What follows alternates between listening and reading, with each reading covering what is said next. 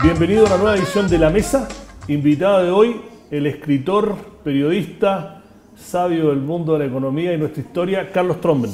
¿Qué tal, Iván? Carlos, no nos conocíamos, pero sí te he seguido. Muchas gracias por venir. Gracias a ti por la invitación. Muy contento de estar acá en el mostrador, que yo también soy viejo lector de este medio. Bueno, lo tenemos a Carlos porque escribió un libro, acá está, Crónica Secreta de la Economía Chilena. Lo escribió, se publicó hace un mes más o menos, Sí, 23 de sí, julio. sí. 23, sí. Exactamente. Y se ha convertido en un bestseller. Y cuenta la historia de donde estamos ahora. Se concentra un poco entre el año 73 y el 94, Claro. pero estamos viviendo un modelo. Esto es un poco la historia del modelo. Uno puede gustarlo o no gustarlo, pero esto es una historia, ¿no? Tú tienes una visión crítica de cómo fue, ¿no? Muy entretenida, con un lenguaje muy ameno y con muchas buenas anécdotas, algunas sabidas y algunas no tanto. Claro. ¿Y por qué lo tenemos? Lo íbamos a tener igual por el libro, porque el libro lo recomiendo, hay que leerlo, pero porque justo entre que salió tu libro estalló esta cosa que había que rascar un poco detrás de la sensibilidad de la sociedad chilena y estallar, que es el tema de las pensiones. Y las AFP, ¿no?, están en el corazón del modelo que estamos viviendo. Correcto. ¿No? Y explotó, y el caso explotó a otro nivel ahora, no solo primero por el tema de la jubilación de la señora Andrade, que ilustró más gráficamente que nunca la desigualdad, pero ahora volvió el creador, volvió a salvarla, Claro. se resucitó Lázaro del Instituto Cato en Estados Unidos y volvió José Piñera y vino acá a hacer esto. Cuéntanos un poco tu visión, en el libro está explicada, pero un poco qué es lo que te da en general lo que está pasando ahora con las AFP, el debate, lo ves que es algo que se debía venir. Cuéntanos un poco y después nos metemos en el libro en sí. Bueno, es súper. En el libro aparece un poco aparece la génesis, los primeros años del sistema, y cómo le golpeó la crisis del 82 y 83, y la verdad es que lo tuvo bastante contra las cuerdas al sistema. En el libro está narrado cómo fue creciendo en términos de inversión, en qué invertía el fondo de pensiones en aquel tiempo, cómo competían las AFP, sus estrategias de marketing. Por cierto, muy sabroso el episodio del spot de Provida de Don Francisco, ¿no? Una serie de spots donde Don Francisco dice: yo tengo mi opinión, pero respeto la suya, ¿no? Y menciona, bueno, y Provida en ese tiempo, hay que recordarlo, pertenecía al grupo Cruzar Larraín. Prácticamente todos los grandes grupos económicos tenían una AFP, ¿no?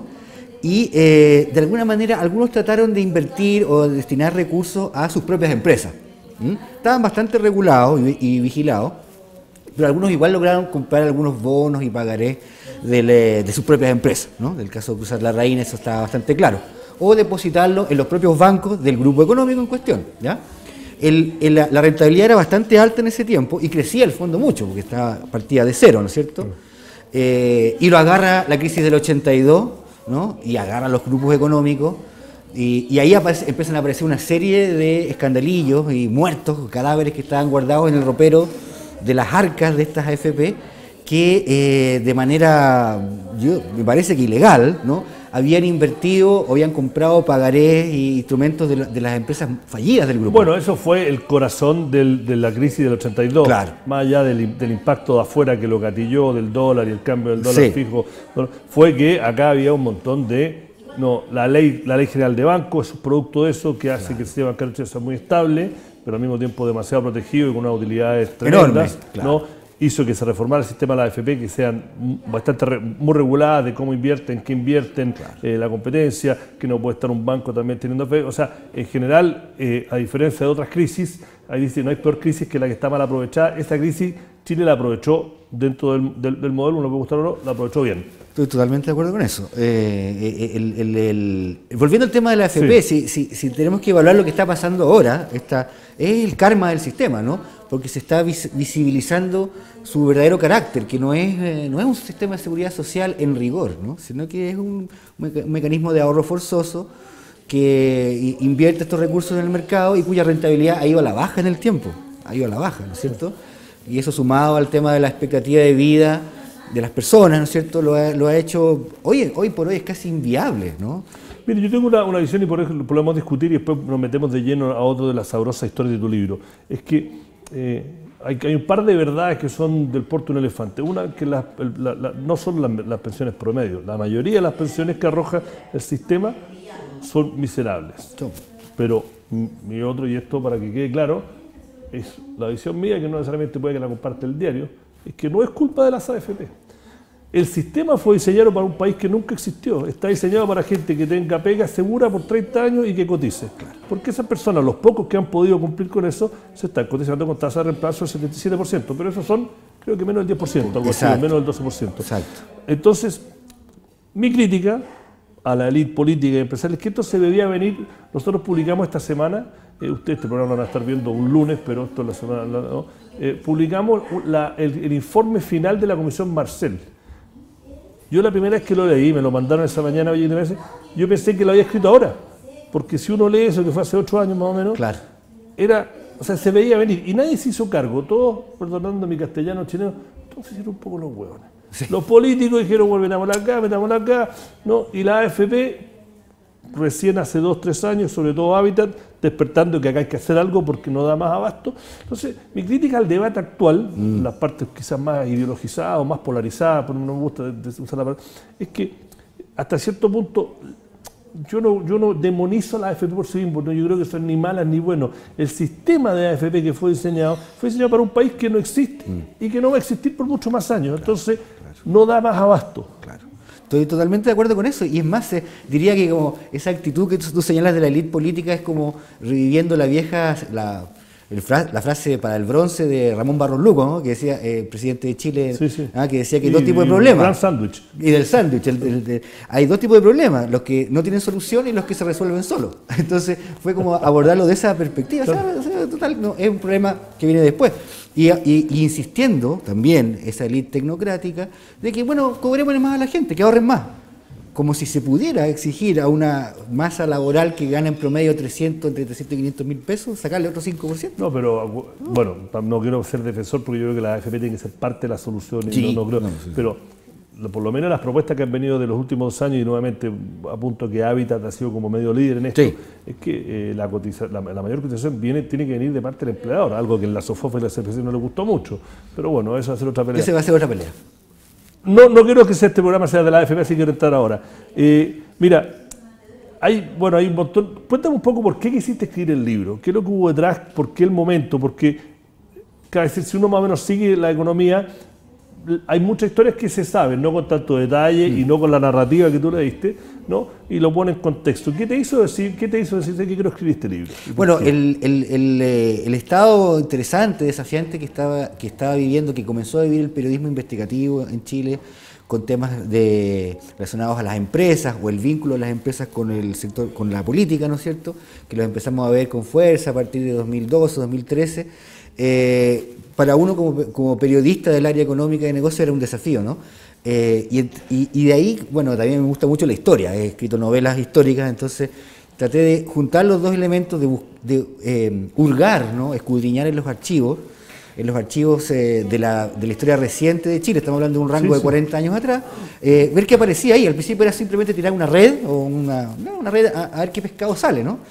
Que si salen jaivas, pescado, no sé, ¿qué iba a aparecer ahí? Y en un momento, a través de la prensa en la época, aparece una nota vinculando a Sebastián Piñera en calidad de gerente de Citicorp con la emisión de acciones de CAP, que era estatal, ¿no? Eso era el comienzo, la primera etapa de la privatización de CAP. Entonces, bueno, esto yo nunca lo había escuchado, la participación de Piñera en las privatizaciones, que ya se habían problematizado y la había abordado. ¿Esto más o menos qué año fue? Esto debe haber sido como en febrero de 2015 o fines de 2014, empecé a ir a la Biblioteca Nacional y sacar los diarios. Pero después, claro, fue tomando más forma y se fue acotando la investigación a una serie de personajes que tuvieron un rol preponderante en la caída o colapso del experimento neoliberal 1.0, ¿no es cierto?, el de De Castro y su equipo, que colapsó, como sabemos, y junto con la economía nacional colapsaron los grupos económicos, ¿no? Y después los protagonistas que la 2.0, que son mucho más lúcidos, más pragmáticos, que aprenden de los errores del equipo anterior, que reorganizan el aparato productivo, las finanzas del país, ¿no es cierto?, y que van propiciando una reactivación económica donde se benefician otros empresarios, ¿no? Que habían sido un poco como ejecutivos o personas vinculadas a los grupos económicos anteriores. Claro. Ahí tenemos a Piñera, a los Delano, a los Lavín, ¿no? ¿Hay buenos y malos en tu relato, en tu historia? Sí, hay.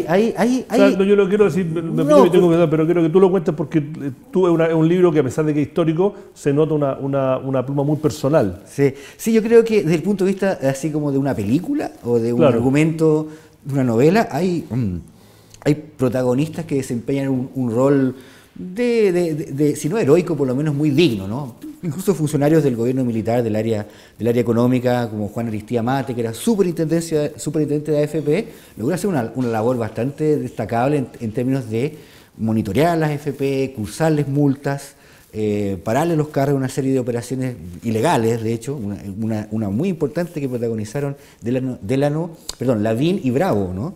Defraudando al fondo de pensiones con operaciones de compra y venta de papeles subvaluados para un lado o sobrevaluados para el otro. De las cascadas. Claro, estaban empezando las cascadas nuevas, las viejas cascadas ya habían muerto.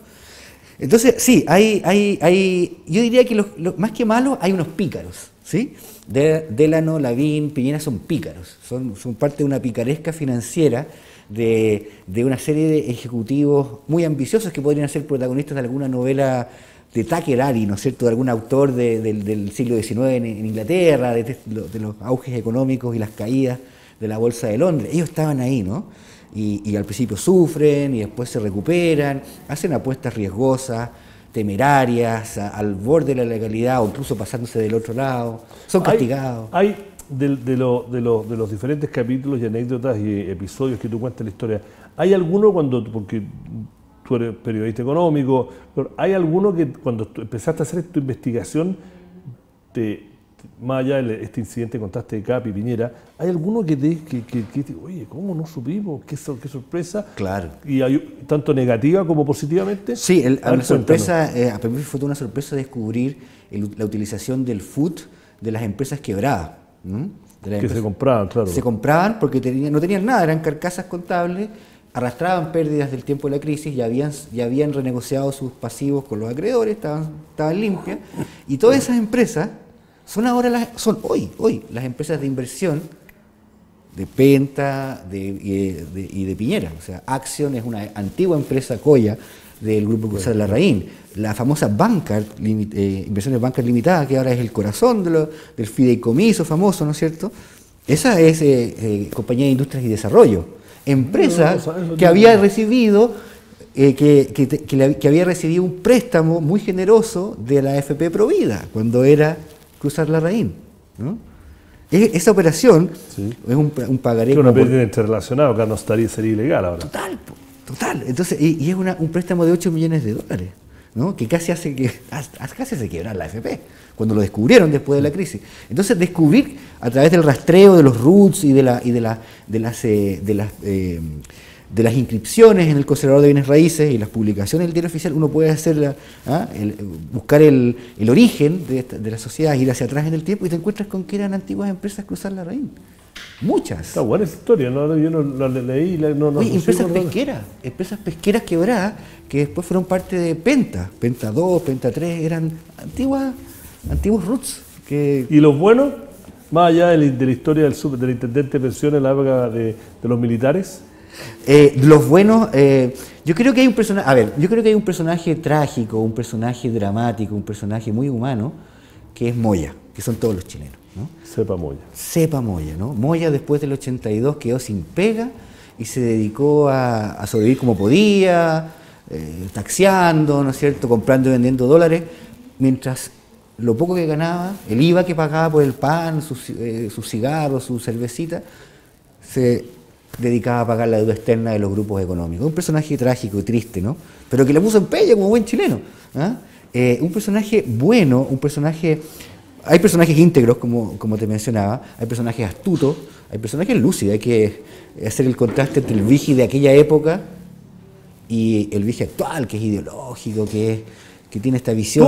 ¿Pudiste hablar con él? Mira, yo no lo conozco, sé quién es, he leído, tengo opiniones, pero nunca he hablado con ninguna persona que sea o crítica o que lo apoye o que lo idolatre, que no me diga que es uno de los tipos más brillantes. Sí, que han... exactamente. Yo entrevisté a Cristian Larroulet, su brazo derecho, su jefe de gabinete en aquellos años duros, y hay que imaginarse cómo trabajaban este equipo de horas apagando incendios aquí y allá en frentes tan diversos.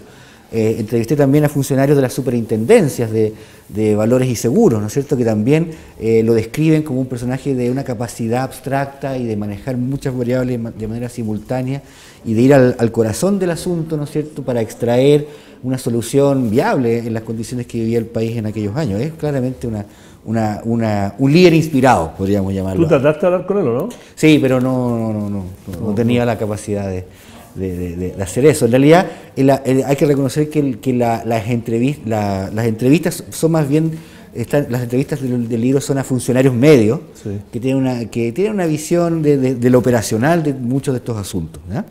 Y el grueso de la investigación está basada en archivos, es casi un libro de inteligencia, está basado en mucho papel. ¿Quién es alguien que leyó tu libro, que es más joven, que a lo mejor no vivió, no tiene tanto recuerdo, pero es parte de este debate de qué tipo de sociedad queremos ser, que se encendió en el 2011 con el movimiento estudiantil y que partes de la sociedad cuestionaron, algunos todo el modelo, sí, algunos partes del modelo y algunos como me gusta pero mejorémoslo. Alguien de esa que lee tu libro, ¿qué lecciones te gustaría que sacaran del libro? Yo quisiera aportar a un debate realista respecto a lo que hemos ganado y perdido. Quisiera aportar a la noción de que cuando se habla del país que olvidamos, ¿no?, de la memoria frágil, selectiva, de la amnesia selectiva de los que tenemos respecto al país, porque nosotros decimos este país, ¿no?, pero ¿de dónde venimos?, ¿no? ¿De qué país venimos?, ¿no? De un país ochentero pobre, violento, arruinado. Cuando fui en Chile, el 45% de Chile era pobre. Era pobre. No había edificio alto. Era una fue la rotonda, yo me acuerdo de la rotonda Pérez Sucovich. ¿Te acuerdas? Salió el primer edificio que era alto. Me acuerdo que uno pasaba, oye, edificio alto. Claro. Tenía que ir a Argentina a ver edificio alto. Claro, había que ir a Argentina para muchas cosas, o a Brasil, a México. Entonces, creo que el país tiene una oportunidad significativa de mejorar sus déficits en derechos sociales, en equidad, en productividad, en eficiencia, en innovación. Tiene una oportunidad porque parte de una buena base, ¿no? Pero también tiene un lastre gigante en términos de los traumas emocionales, de todo tipo que quedan de esa época. Ese lastre de cómo nos miramos a nosotros mismos en el espejo de la memoria, es bien conflictivo, es bien torturado incluso, ¿no?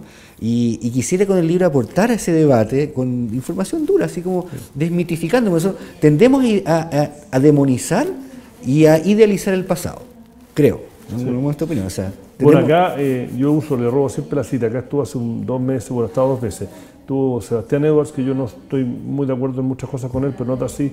Pero él dice una cosa que siempre la usó. Dijo, el problema que en Chile ahora, bueno, uno es que la derecha no quiere admitir que el modelo se agotó y la izquierda no quiere admitir que fue exitoso. Yo también lo he citado en muchas partes, porque creo que ese es el diagnóstico que a mí más me identifica, ¿no? Que un modelo que tuvo éxito, bueno, es tangible, éxito en lo que se propuso hacer, ¿no? El modelo no se propuso a enfrentar la desigualdad, no se propone eso. En el 82 el desafío no era desigualdad, era salir de comida a la gente. Exactamente, que se llevaba al buche. Y en ese sentido ha sido exitoso, pero ahora está agotado. O sea, ya no crece, ya la productividad es bajísima, ya los únicos negocios rentables son hacer más edificios cada vez más altos, ¿no es cierto?, en lo inmobiliario. Entonces, ¿para dónde va esto? Ya agotamos el ciclo extractivo, ya agotamos todo eso. Entonces, ¿hacia dónde nos orientamos?, ¿no? Y por eso yo quisiera de todo corazón, ¿no es cierto? Y esa fue la motivación principal mía, del equipo porque trabajamos, otros periodistas, otros investigadores, sería aportar a eso, ¿no? No así como con el hacha del dolor, no con el flagelo constante, el silicio en un u otro sentido, ¿no?